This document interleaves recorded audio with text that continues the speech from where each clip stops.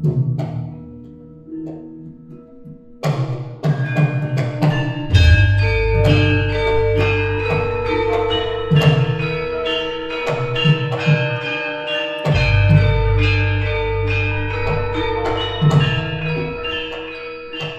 cita-cita saya ingin menjadi desainer sekaligus penari abdi dalam Keraton Ngayogyakarta. Makanya kalau di SMK-nya saya ambil DKV dan di kuliahnya saya ambil seni tari biar dapat dua-duanya gitu.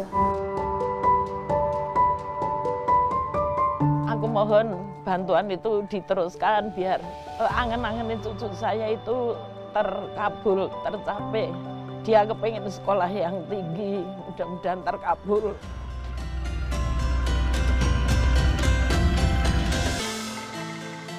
Hadirnya program Indonesia Pintar, Laksana Fajar Merekah, menuntun para anak bangsa terus melangkah. PIP bukan sekedar bantuan, melainkan jembatan menuju masa depan, sebuah harapan yang dibangun dari keberpihakan untuk meraih impian.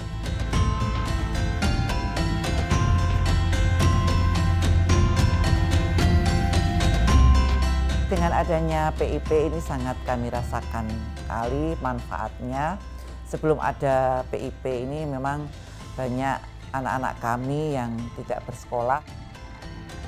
Sahabat pendidikan, inilah kisah dari Kabupaten Gunung Kidul di mana PIP membantu Laras untuk terus berjuang meraih cita-cita.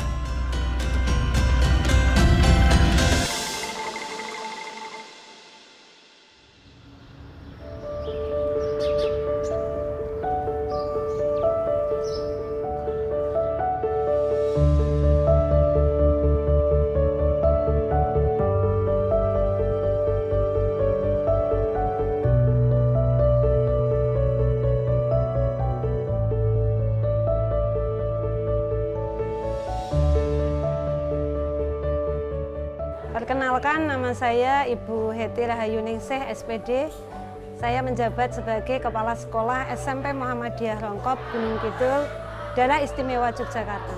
Siswa kami berjumlah 103 siswa, terdiri dari kelas 7 1 rombel, kelas 8 1 rombel, kemudian kelas 9 ada 2 rombel.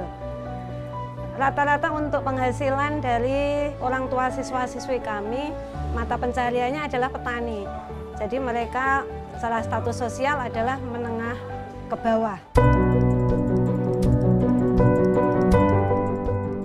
Untuk total siswa di SMP Muhammadiyah Rongkop sebanyak 103 siswa yang diusulkan untuk mendapatkan beasiswa PIP sebanyak 97 siswa dan alhamdulillah yang cair sebanyak 72 siswa dan yang masuk nominasi 4 siswa. Untuk pengajuan siswa sebanyak 97 siswa tersebut itu karena untuk siswa yang masuk di SMP Muhammadiyah Rongkop ini itu rata-rata ekonomi menengah ke bawah. Program PIP ini membantu siswa kami untuk bisa melanjutkan ke sekolah ke jenjang yang lebih tinggi sesuai dengan cita-cita mereka dan juga dapat membantu operasional sekolah anak tersebut.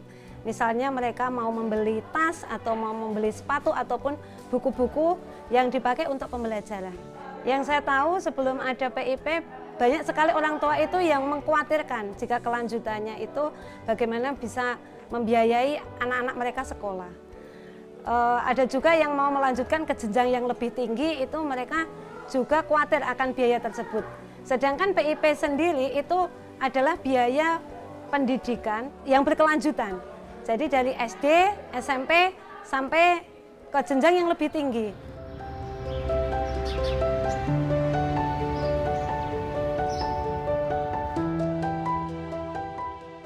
Jadi ini memang PR kita bersama yang terkait dengan ekonomi orang tua ini tidak sama. Banyak yang petani dan yang kurang mampu. Sehingga untuk pendidikan ini prioritas dari pemerintah daerah itu sangat diutamakan. Nah, di sini kami menggandeng atau bekerjasama dengan beberapa pihak, antara lain dengan CSR dan lain sebagainya. Dan kami alhamdulillah mendapatkan program Indonesia Pintar. Dengan adanya PIP ini sangat kami rasakan sekali manfaatnya. Sebelum ada PIP ini memang banyak anak-anak kami yang tidak bersekolah, bahkan ada yang bekerja membantu orang tuanya mencari nafkah dan lain sebagainya. Namun dengan adanya PIP ini sangat membantu masyarakat dalam hal menyekolahkan putra-putrinya. Dan angka putus sekolah yang saat ini kami ketahui ini sangat berkurang daripada sebelum mendapatkan PIP yang digelontorkan atau menjadikan program dari pemerintah.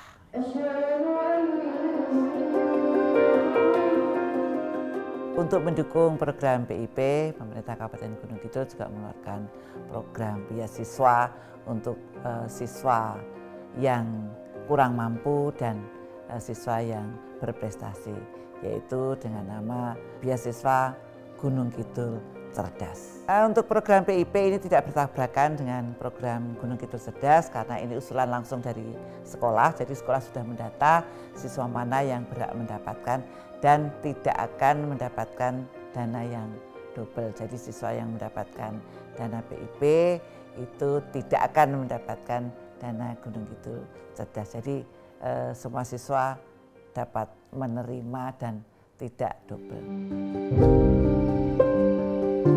Arahkan lensanya sampai pada lensa okulernya terlihat warna terang.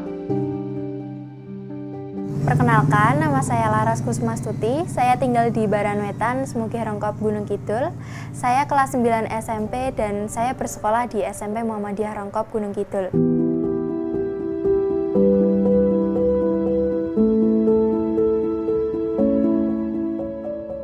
Ananda Laras ini sangat aktif di bidang seni, sehingga Ananda Laras ini dapat meraih prestasi sebagai juara di tingkat kabupaten.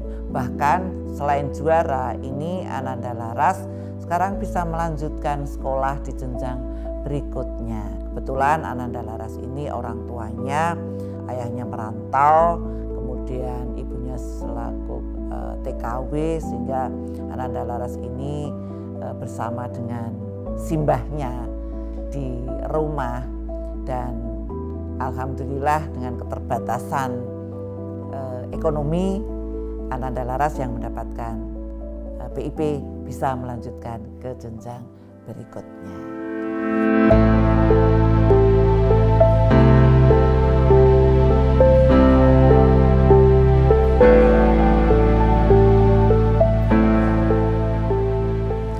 Aktivitas saya sehari-hari itu biasanya saya bangun jam 5:30, lalu saya bersiap-siap ke sekolah, mandi dan sebagainya, dan saya berangkat ke sekolah jam 6:30, lalu sampainya di sekolah saya belajar dan saya pulang sekolah biasanya jam 2.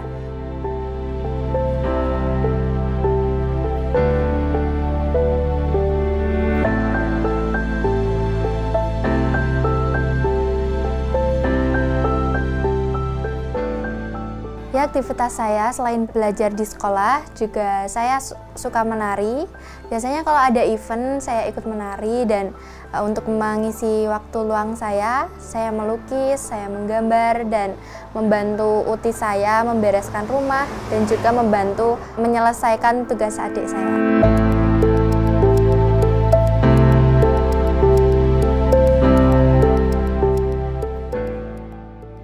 Saya mengucapkan syukur alhamdulillah mendapat bantuan PIP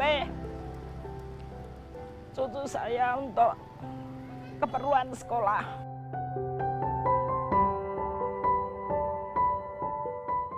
Alhamdulillah mendapat PIP 375 itu ya dia langsung Mbak PIP ini wis cair, terus diambil ya buat kebutuhan Mbak Laras untuk kebutuhan beli alat-alat sekolah. Aku mohon bantuan itu diteruskan biar angen-angenin cucu saya itu terkabul, tercapai. Dia kepengen sekolah yang tinggi, mudah-mudahan terkabul. Aku itu merawat cucu saya Laras sejak mulai kelas 1 SMP sampai kelas 3. Dia itu kalau mau berangkat sekolah itu tak kasih uang saku 5.000 itu dia itu diem, nggak protes. Terus membawa bekal dan air putih itu dia diam aja, pokoknya nggak pernah protes. Terus saya tuh terharu itu sampai segitu gede. Dia sekolah di SMP udah keluar, mau masuk di Jogja itu belum bisa ketemu ibunya. Jadi saya tuh pokoknya kasihan gitu loh, kasihan cucu saya.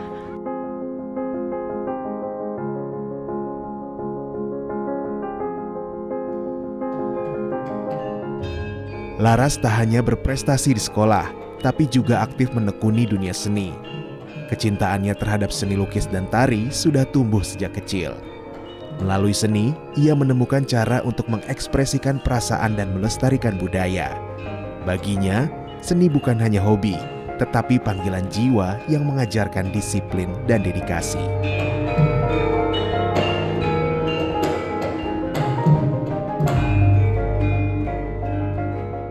Kenapa aku suka tari? Karena dari dulu, dari aku TK, itu aku udah ikut sanggar. Nah, sanggarnya itu sanggarnya mbah saya. Jadi kayak udah dari kecil terbiasa. Di SD juga saya sering ikut lomba sampai yang SMP ini, yang terakhir kemarin, saya juga ikut eventnya sanggar di sini. Dan itu juga yang nyelenggarain dari Kabupaten Gunung Kidul. Eventnya Festival Sendera Tari Gunung Kidul. Jadi event Sendera Tari itu festival tari, tapi ada dramanya karena ya judulnya kan Sendera Tari, jadi ya ada drama dan ada tarinya. Terus itu diselenggarain di Taman Budaya Gunung Kidul. Persiapannya ya kurang lebih 1 bulan.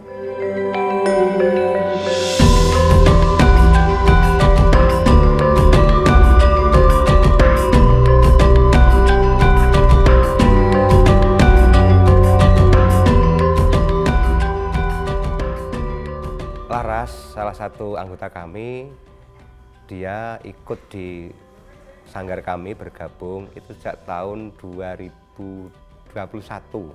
Dia masih SMP dan dia juga ikut berlatih karena kami lihat bakat dan juga punya potensi untuk maju karena Laras ini adalah sregep atau rajin untuk berlatih, sehingga pada beberapa event kami ikutkan untuk mendukung event kami yang lebih besar. Sanggar kami itu bermacam-macam, ada yang kreasi, kebetulan kan anak-anak muda sangat mudah dan belajar untuk tari kreasi. Namun untuk klasik juga ada beberapa.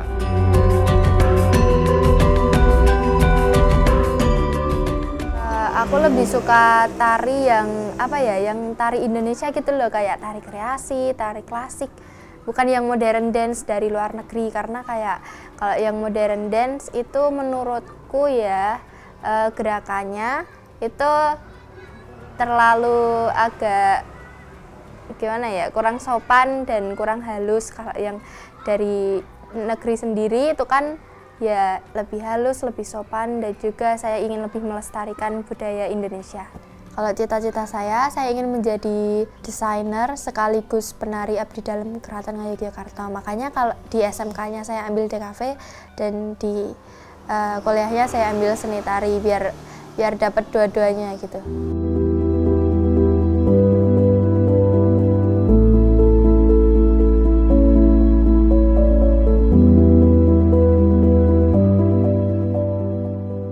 Suka melukis karena untuk saya pribadi melukis itu seperti mengisi energi untuk saya, karena kan banyak kegiatan di luar ya, saya juga butuh waktu untuk me time, untuk menyendiri, dan cara saya untuk mengisi energi saya itu dari melukis itu, untuk meluapkan emosi juga dari melukis.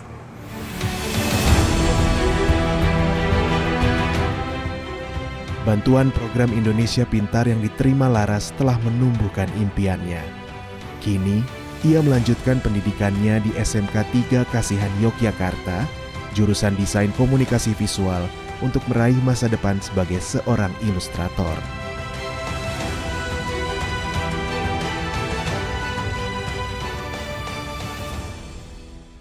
Upaya sekolah dalam memfasilitasi anak-anak dalam optimalisasi mendapatkan PIP, kami sangat berkomitmen mengusahakan anak-anak yang ketika di SMP atau di jenjang sebelumnya itu sudah mendapatkan program PIP, maka kami berusaha untuk selalu mengusulkan untuk mendapatkan fasilitas PIP.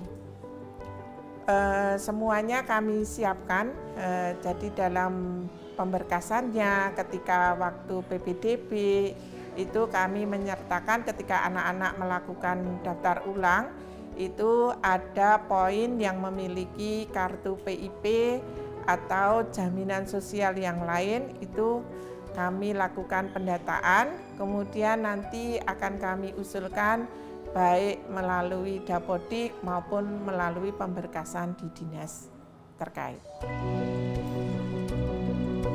Manfaat PIP ini memang sangat bermanfaat bagi anak-anak kami, terutama anak-anak kami itu kan memang sekolah khusus ya, karena kami adalah sekolah seni.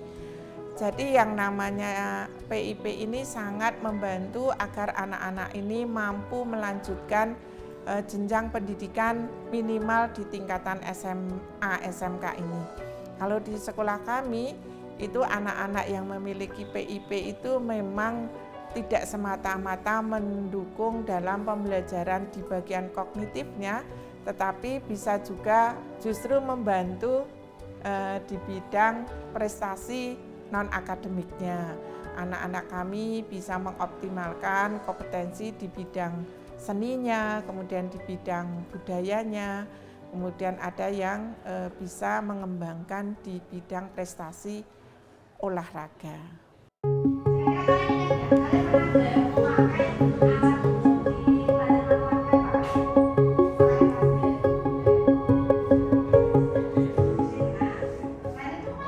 Di implementasi PIP di Dinas Pendidikan Gunung Kidul, kami pengawas Dinas Pendidikan Kabupaten Gunung Kidul merupakan kepanjangan tangan atau perwakilan dari Dinas Pendidikan yang bertugas mendampingi, memberikan motivasi kepada sekolah dampingan. Saya sebagai pengawas pendamping kebetulan ada 9 sekolah dampingan yang dalam hal ini mewakili Dinas Pendidikan dalam kegiatan implementasi PIP. Setelah mendapatkan pembekalan dari Kepala Dinas Kabupaten Gunung Kidul, kami diminta untuk mensosialisasikan ke sekolah dampingan. Kemudian nanti dari sekolah dampingan, setelah mengetahui petunjuk juknis dan juklaknya, nanti dari kepala sekolah akan membuat tim khusus yang menangani PIP. Kemudian nanti dalam pelaksanaannya, sekolah beserta tim yang akan menindaklanjuti. Pengawas pembina bertugas untuk memberikan motivasi dan memberikan dampingan dan memberikan berbagai macam solusi apabila di dalam kegiatan PIP menemui berbagai macam kendala.